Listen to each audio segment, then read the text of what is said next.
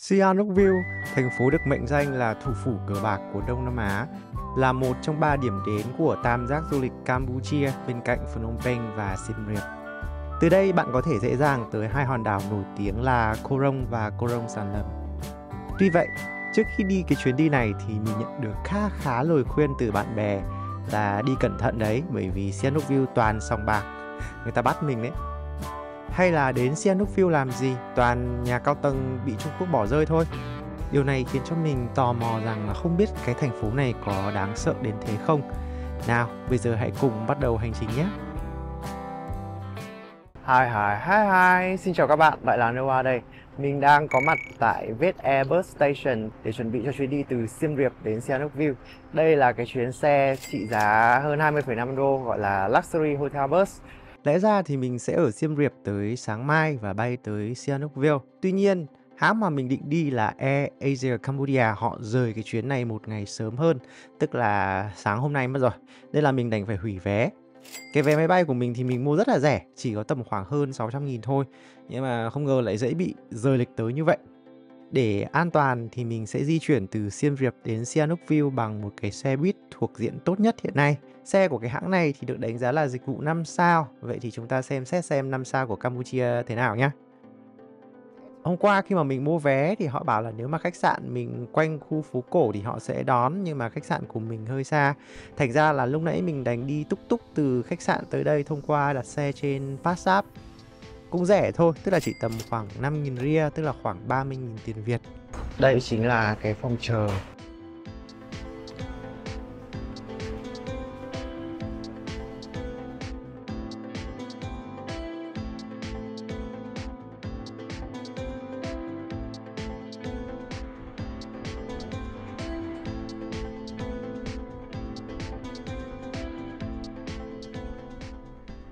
Ngoài việc mua trực tiếp ở đây thì bạn có thể mua online ở trang web của họ. Mình sẽ để link ở phần mô tả cho bạn nào cần. Đã có loa thông báo lên xe rồi, bây giờ thì mình sẽ đi lên nhé.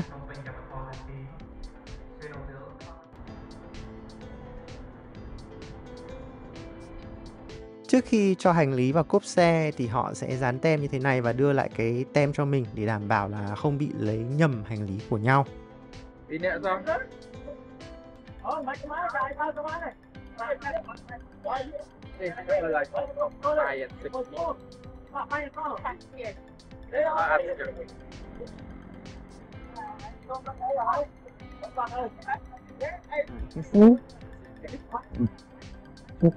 Passengers? It's 5 and 6A. Yeah. Now Yeah. you can go. Yeah. I keep it. I can keep it? Yes. Yeah, thank you. Hello.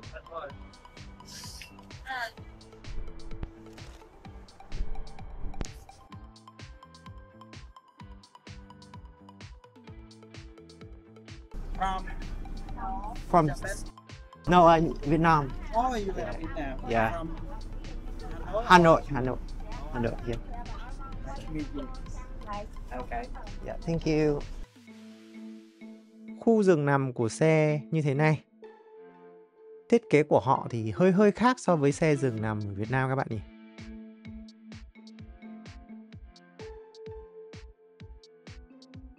Cái túi để đựng giày của họ cũng tương đối là đẹp. Bên cạnh giường đôi thì cũng còn có cả là giường đơn nữa. Ở trên xe thì sẽ có điều hòa, tất nhiên rồi. Ở đây một cái đèn để đọc sách. Sẽ có cái ổ cắm USB. Lát nữa mình sẽ sạc ở đây. Ở đây có cả cổng Type-C lẫn cổng USB luôn. Rất là tiện cho khách. Nhìn chung là cái giường này nằm cảm giác rất là thoải mái và sạch, chứ không giống như một số cái giường nằm mà mình hay đi. Mỗi một cái giường ấy thì đều sẽ có một cái rèm như thế này. Và cái rèm này thì mình thấy nó sạch, chứ nó không kiểu đây là tả như những cái giường mà mình vẫn hay thấy. Và cái thứ hai nữa là nó cũng đảm bảo sự riêng tư nữa. Mình mua trực tiếp cái vé này ở cái đại lý mà mình vừa mới cho các bạn xem ấy, thì giá là 20,5 đô. Nếu như mà mình mua online sớm hơn, thường là 3 ngày ấy, thì giá nó sẽ rẻ hơn một chút. vì họ đang có khuyến mại cho những người mà mua vé online ở trên app hoặc là trên web. Và hơn nữa là họ có khuyến mãi cho người dân Campuchia, khi mà họ mua ấy, thì sẽ được cái giá là tốt hơn so với cả là người nước ngoài. Với mình thì mình thấy rất là thoải mái với cái xe này. Cảm giác là xe rất là mới. Customer, you are now on board from Siem Reap to Kampong Thom, Phnom Penh and Sihanouk Village City. We are national road number 6 and number 4. We will take approximately 9 hours. We will have 50 minutes stop for food at restroom break at Maluk Thnao restaurant in Kampong Thom province. The final stop is Abraham Kliangler Station in Sihanouk Village City. Đặc biệt là sau khi xe đã di chuyển rồi thì chúng ta sẽ được sử dụng nhà vệ sinh trên xe. Rất là tiện cho những chuyến đi dài. Hy vọng là các cái xe đi dài của Việt Nam mình thì đều có nhà vệ sinh trên xe như thế này.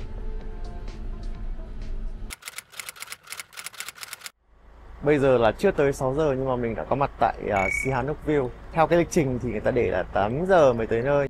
Mình sẽ vào trong cái phòng chờ của họ để ngồi nghỉ một tí. Sáng ra mới dậy cho nên là giọng hơi khê. Cả đêm hôm qua thì mình ngủ cũng được, không đến nỗi nào. Tuy nhiên là vẫn bị đánh thức vài lần bởi vì ở những cái điểm lớn khi mà họ tới ấy, thì cũng hơi ồn ào một xíu. Phòng chờ xe ở đây sạch hơn là ở Siem Reap. Và nhân viên thì có thái độ rất là nhẹ nhàng với khách. Sau khi mà đi toàn bộ cái hành trình từ Siem Reap về Sihanouk View thì mình nói là cái nhà xe này rất tốt. Tuy là cái giá thì nó hơi mặn một chút. Sau khi đầu óc tỉnh táo hơn thì mình quyết định gọi túc túc về khách sạn. Cái cúc túc túc này thì rẻ thôi, tầm khoảng 5.500 ria, tức là 33.000. Mình đoán là giờ này thì cũng chưa được check in đâu, nhưng mà mình cứ về trước để gửi đồ. Nếu mà họ có xe máy thì mình sẽ thuê luôn. Thời tiết bây giờ thì đang rất âm u. Không biết là về đây có mưa tiếp không? Ta-da! Cuối cùng mình đã tới được khách sạn Sok Ang. Mình chọn cái khách sạn này vì nó khá là gần bến tàu để đi Koh Rong ngày mai. Yeah, thank you. I will come back later. Đúng là chưa được check in nên là mình sẽ gửi đồ rồi đi thuê xe máy vậy. Bởi vì khách sạn này họ cũng không có cái dịch vụ cho thuê xe ấy. Thử thách đầu tiên chính là đi ăn sáng đã. Đây có cái quán này là menu không có tiếng Anh luôn. Và mình cũng không biết làm cách nào để nói chuyện được với người ta. Thế là chỉ vào cái bát của anh đối diện ấy. Thế là có cái bát hủ tiếu này. Đôi khi đi du lịch thì cũng cần phải nhanh nhẹn một tí. Cái bát hủ tiếu này cũng tương đối là ngon.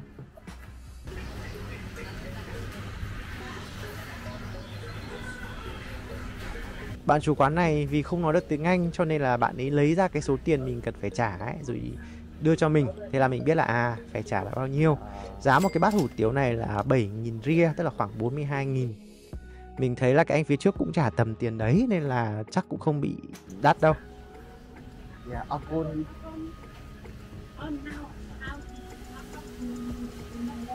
Và đúng như dự đoán, trời mưa rồi các bạn ạ.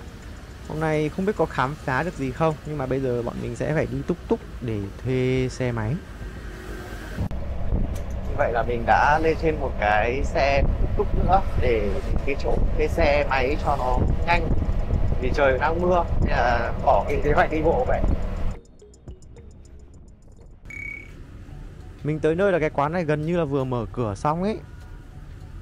Ở đây họ sẽ giữ hộ chiếu. Phí thuê xe trong 24 giờ là 7 đô, tức là tầm 175.000. Rẻ hơn Siem Reap là 1 đô. Đã có xe máy rồi nên là bây giờ mình sẽ lượn xung quanh Sihanouk View xem dân tình sống thế nào nhá. Điểm đến đầu tiên sẽ là ga Sihanouk View. Mình đọc review ấy, thì có bạn chia sẻ rằng là đấy là cái điểm sống ảo rất là tốt. Trên hình thì khá lung linh nhưng mà hiện thực thì hơi phũ phàng.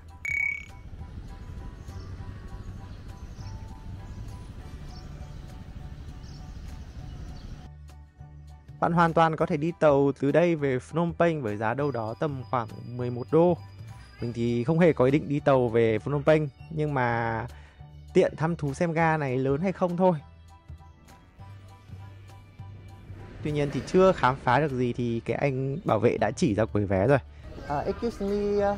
Nên là đành phải hỏi xem là có cái chuyến nào về Phnom Penh không để chữa cháy. Do you have train to Phnom Penh? Today, No, tomorrow. What time? What time? 2 p.m. every day. 2 p.m. Oh, it's too late. Okay. Thank you. Đây chính là Sihanouk View Port, là cảng biển lớn nhất và quan trọng nhất của Campuchia. Các bạn có thể thấy rất nhiều xe container ở khu vực này, vì đây cũng là nơi có nhiều kho bãi, nhà máy. Cũng không cần phải nói nhiều, chắc các bạn cũng đoán được, Trung Quốc đóng vai trò rất quan trọng trong việc xây dựng cái cảng này. Theo cái chiến lược này, Trung Quốc muốn phát triển Sihanouk View thành một trung tâm vận tải quan trọng, kết nối các cái tuyến đường biển thương mại ở Đông Nam Á. Điểm tiếp theo là mình sẽ đi tiền trạm cái cảng tàu để di chuyển sang Koh Rong ngày mai. Bởi vì bạn biết không, có rất là nhiều cái bến tàu ở đây và không cẩn thận là mình có thể đi nhầm cái bến tàu đấy. Để tìm kiếm trên Google ấy, thì cái bến tàu này có tên là Tourism Pier Sihanouk View. Ở đây có rất là nhiều hãng tàu lớn như là Island Speed Ferry Cambodia, Buvasi, GTVC, vân vân, và bố trí tương đối là gọn gàng. Có điều là giờ đây rất là vắng khách luôn, gần như là không có ai cả. Thì hoặc là bây giờ tàu chưa chạy, hoặc là thời tiết hôm nay hơi xấu nên là ít người đi chăng.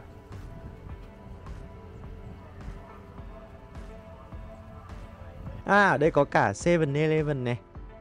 Giờ mình sẽ vào xem giá cả ở 7-Eleven thế nào nhé.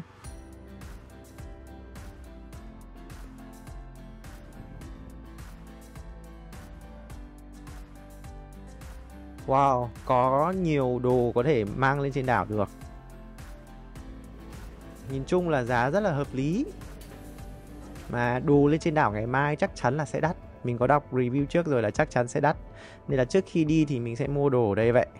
Cơ mà mai thì mới mua chứ bây giờ xách để làm gì, đúng không? À, có một cái lưu ý, đó là bạn nào mà mua vé ở các cái trang trực tuyến như là 12go.asia thì sẽ lấy vé ở cái cửa hàng này nhé. Tiếp đó bây giờ mình sẽ mua thêm một cái sim Medphone để dùng. Dù hôm trước là mình đã mua một cái sim Cellcard ở Siem Reap rồi, nhưng mà cái sim đó thì chỉ dùng được 7 ngày thôi, mà mình ở đây tới tận 10 ngày. Nên là mình quyết định là mua thêm một cái sim nữa, vừa dùng được 2 người và vừa so sánh được chất lượng của hãng nào tốt hơn luôn. Wow, cửa hàng Medphone này trông cũng hoành tráng ấy chứ. Hello. How much for data SIM card for a week? The price for SIM card, Yeah. SIM card $1 and need original passport. And if you want to data internet, we have plan $1 5 GB for 7 days. This is $1.50 for 15 GB for 7 days. Oh, okay. So I choose the SIM and the first one. This one. Yeah, 1 GB and 5 GB 7 days. Sim Medphone bên này rất là rẻ, chỉ có $1 tiền sim và $1 cho cái gói cước 5 GB cho 7 ngày. Tổng cộng thì chỉ mất có $2 thôi. À, có một điểm cần lưu ý là bên này có một số nơi họ không nhận tờ $2, ví dụ như cái cửa hàng này chẳng hạn. Cái tờ $2 là tờ mà mình hay dùng để lì xì năm mới ấy. Cũng không biết vì sao mà họ không dùng, nhưng mà mình chỉ chia sẻ lại hiện thực thế thôi. Thành ra là mình phải đưa 2 tờ $1. Thường các cái sim du lịch này hay bị lợi dụng để lừa đảo. Cụ thể là mình cũng không dùng cái sim hôm nọ để mà đăng ký Zalo được luôn, bởi vì là số điện thoại đó đã bị Zalo khóa. Mọi thứ đã sẵn sàng, bây giờ thì bọn mình sẽ đi lượn lờ đến các cái bãi biển nổi tiếng ở đây xem sao. Các bạn nào thắc mắc về cái tên Sihanouk View không? Tên Sihanouk View được đặt tên để vinh danh cố quốc vương Norodom Sihanouk. Ông là một trong những người mà có tầm ảnh hưởng lớn nhất tới lịch sử Campuchia hiện đại. Ồ, ở đây đúng là toàn sòng bạc của Trung Quốc. Toàn chữ Trung luôn. Thế thì tại sao ở đây có nhiều sòng bạc Trung Quốc đến thế? Sihanouk View thu hút một lượng vốn cực kỳ lớn từ các nhà đầu tư Trung Quốc. Họ muốn biến cái thành phố này thành một cái tiểu Macau hoặc là một cái Macau mới.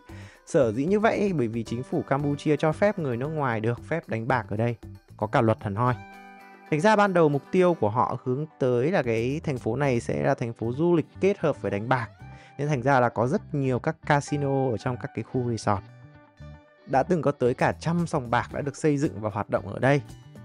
Tất nhiên là mấy cái sòng bạc này gây rất nhiều bất ổn. Không những cho người dân địa phương đâu nha, mà cả các nước xung quanh như Việt Nam mình nữa. Một số tờ báo lớn trong nước cũng đã có phóng sự viết về người Việt bị rủ dê sang bên này và bị ép làm trong các sòng bạc, các cái đường dây lừa đảo. Nên là mình sẽ không nói nhiều về vấn đề này nữa. Ở đây cũng có một cái tòa nhà đang xây dở dang này. Bạn sẽ thấy rất là nhiều tòa nhà kiểu như thế này bị bỏ hoang ở đây. Có rất là nhiều lý do, nhưng mà lý do lớn nhất là do các nhà đầu tư Trung Quốc không tiếp tục đầu tư sau khủng hoảng bất động sản ở Trung Quốc nữa. Toàn bộ thành phố có rất nhiều các cái nhà cao tầng như thế này. Và nó phát triển quá nhanh. Từ 2016 đến bây giờ cũng không phải là quá lâu, mà có nhiều những cái khu cao tầng như thế này, nên là cảm giác rất là ngột ngạt.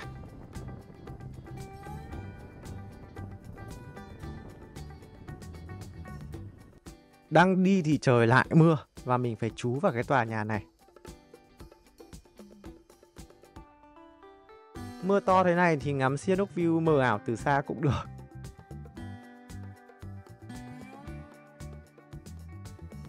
Đầu tiên bọn mình định tới cái bãi biển nổi tiếng Ô Chiêu Teo, nhưng mà tới đây thì nhìn mưa với nước biển nó cũng không được đẹp lắm, nên là quyết định sẽ quay về. Các bạn mà để ý thì thấy là các cái bờ biển của Sihanouk View bây giờ thì phần lớn cũng bê tông hóa khá là nhiều rồi.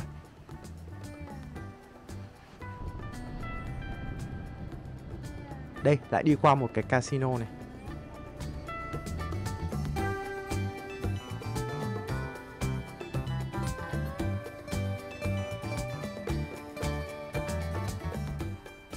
Góc này thì có rất nhiều nhà bỏ hoang luôn. Với cái việc kiến trúc bất ổn như thế này thì rất nhiều khách du lịch theo cái kiểu bụi bụi giống mình ấy thì đã bỏ qua cái điểm đến này.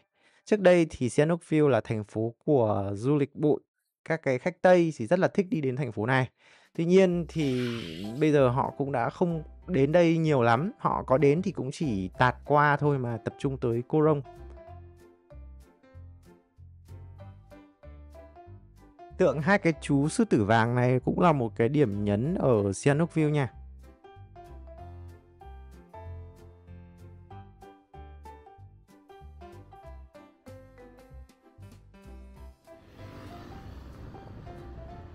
Khúc này thì Sihanouk View như là một cái đại công trình.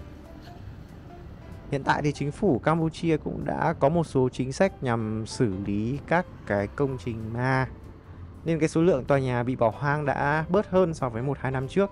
Tuy nhiên để diện mạo Sihanouk View thu hút tốt hơn cho khách du lịch thì chắc chắn là cần phải nhiều nỗ lực hơn nữa. Wow, ở giữa vòng xuyến có một cái bức tượng này đẹp không? Mình có thử tìm hiểu, đấy chính là bức tượng thần Skanda cưỡi chim công. Đây là một vị thần trong Ấn Độ giáo. Bạn nào biết thêm thông tin thì có thể vào chia sẻ thêm nhé.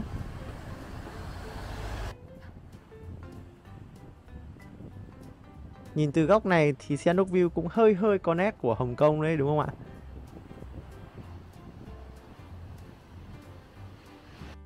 Khu này thì đẹp và hiện đại đấy chứ.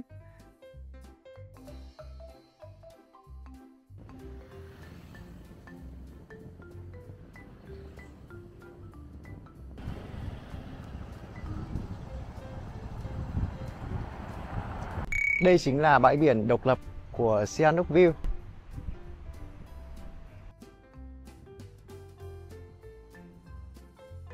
Bãi biển này vào những cái ngày đông khách thì sẽ có nhiều hoạt động hơn. Nhưng hôm nay thì mình không thấy có gì cả.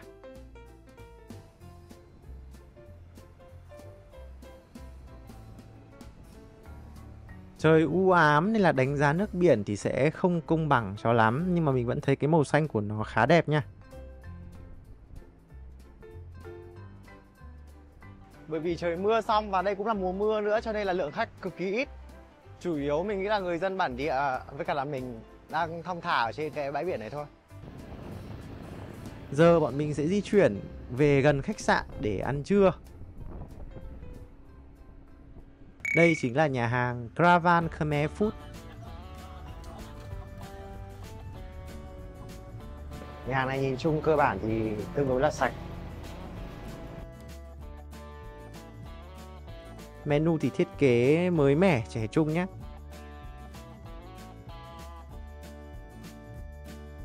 Trong lúc ăn thì quán còn bật cả bài Nắm lấy tay anh của Tuấn Hưng, nhưng mà do người Khmer hát. Trước thì hay nghe nhạc Hoa lời Việt, nhưng mà bây giờ thì mình biết thêm là có cả là nhạc Việt lời Khmer.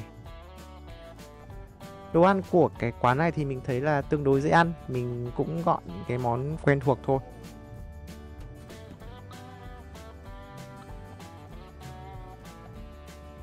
Tổng thiệt hại của cái bữa này là hết 6,5 đô, tức là khoảng 163.000. Chi phí có vẻ rẻ hơn Siem Reap một chút.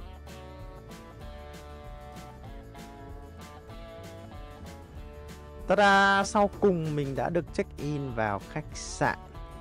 Ở đây thì có nhiều khách sạn cao cấp hơn so với cả là Siem Reap, và đặc biệt là phục vụ người Hoa ấy. So với mặt bằng chung thì khách sạn ở đây ổn hơn, nhưng mà tất nhiên là đắt hơn Siem Reap nhé.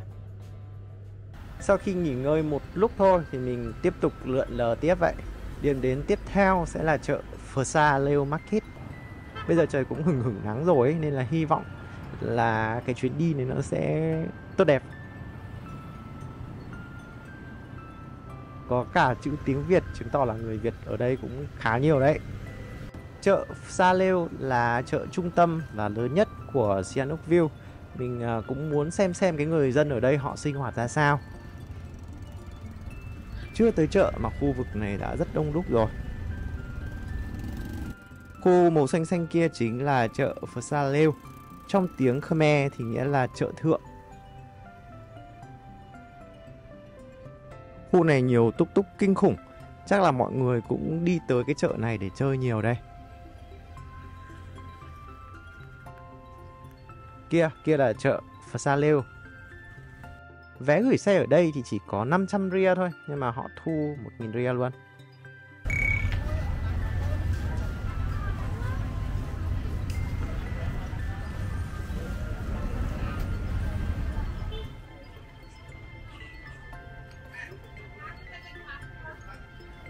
Nơi đây là cái nơi mà người dân địa phương họ mua bán với nhau ấy, nên là sẽ hợp với những bạn nào mà giỏi mặc cả.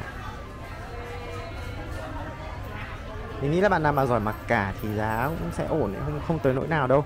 Nhưng mà mình thì rất rén mấy cái vụ này.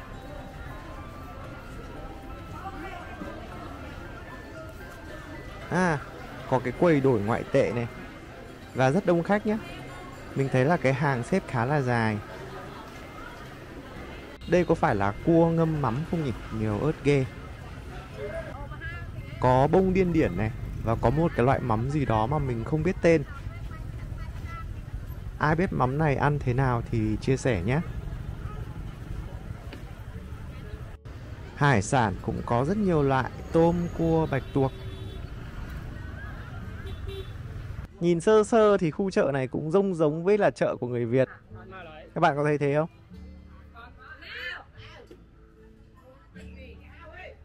Thích một cái ở đây là họ không hỏi mình mua gì không, nên là cũng thấy khá thoải mái. Ở một số cái chợ khác thì mình sẽ thấy là bước vào là người ta sẽ hỏi nhặng xị lên rồi. Hoặc cũng có thể là do mình giống người Campuchia chăng. Bạn nào mà thích mua các cái đồ ăn uống về làm quà thì có thể mua ở chợ này.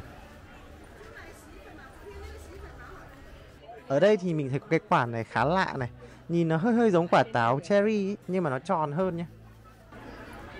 Không biết có phải là táo cherry hay không. Nên là mình sẽ mua thử một ít để ăn xem sao. Cũng không muốn dùng túi ni lông đâu, nhưng mà không mang cái gì cả nên là mình cũng không biết làm nào cả. Chỗ này thì cũng không đắt đâu, chỉ hết có 3.000 ria thôi, là khoảng 18.000. 3.000.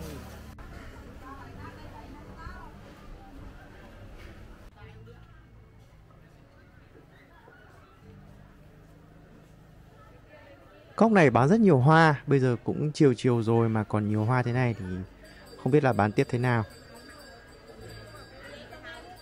Trong chợ chỉ có bán đủ thứ và có cả trang sức vàng luôn.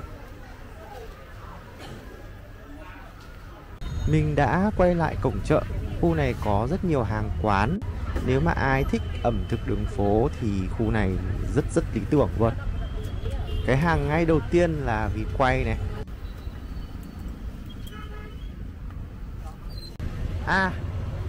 Ở đây có ghi là đánh đu đủ này. Bên cạnh đấy là ốc luộc đang còn nóng hổi. Các cái món này thì ở Việt Nam mình cũng phổ biến thôi. Còn có một số loại món chiên với nướng thì nó hơi đặc biệt một tí này.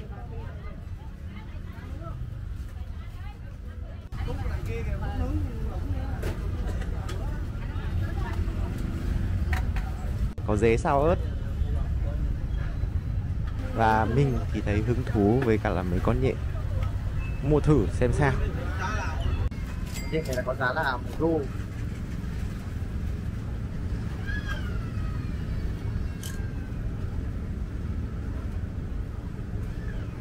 Ăn khá là giòn. Vẫn còn thời gian nên là mình sẽ lại đi tiếp tới một cái bãi biển nữa. Nó có tên là bãi biển Hawaii.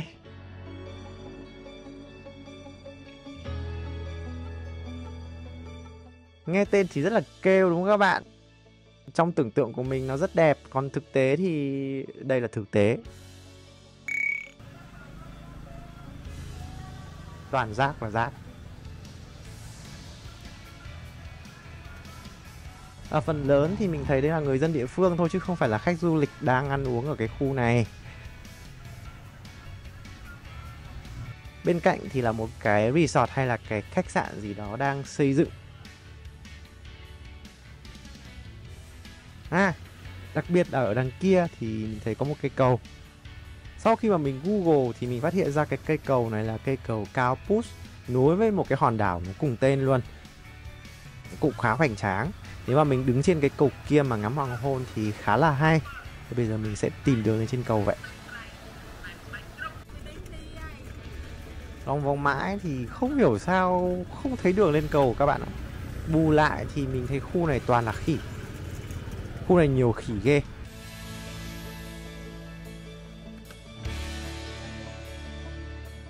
Có cái bạn này thì bạn ấy cho khỉ ăn. Hình như là ăn lạc thì phải, từ xa quá mình không nhìn rõ. Có bạn nào biết là người ta cho ăn cái gì không?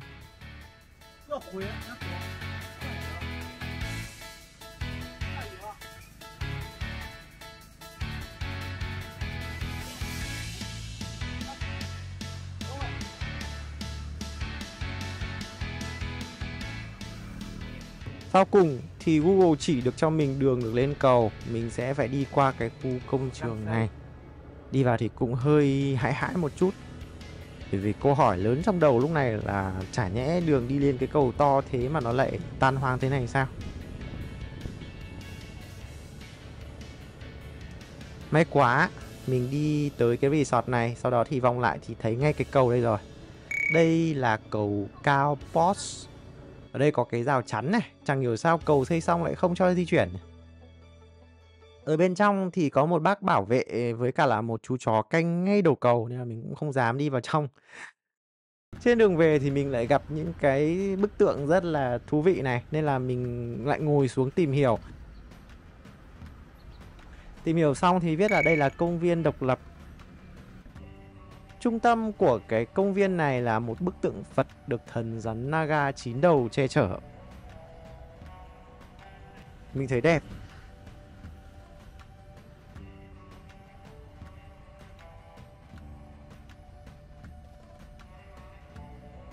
Bây giờ thì cũng khá là muộn rồi, bây giờ mình sẽ phải về ăn tối.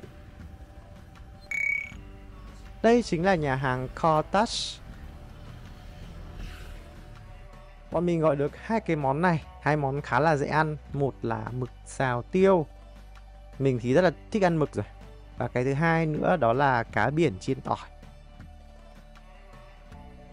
Dịch vụ của cái nhà hàng này cũng tương đối tốt và tổng cộng thì chỉ hết có 8,4 đô thôi, tức là tầm 210.000.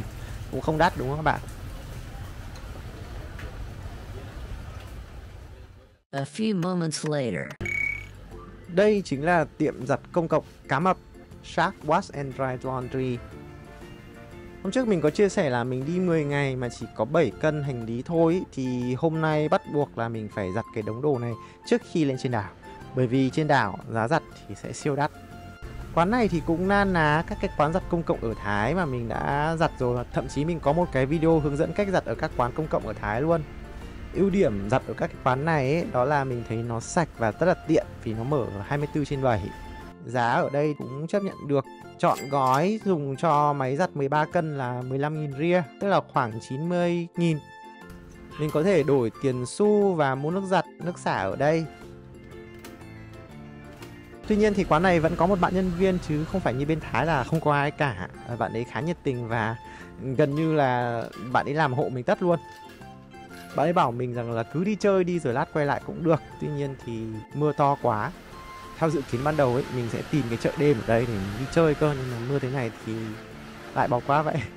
Các bạn thấy Sihanouk View thế nào? Có quá đáng sợ với người du lịch như lời đồn không? Hãy để lại bình luận của các bạn nhé. Còn bây giờ thì xin chào và hẹn gặp lại các bạn trong hành trình tiếp theo của mình ở Koh Rong Sanlam.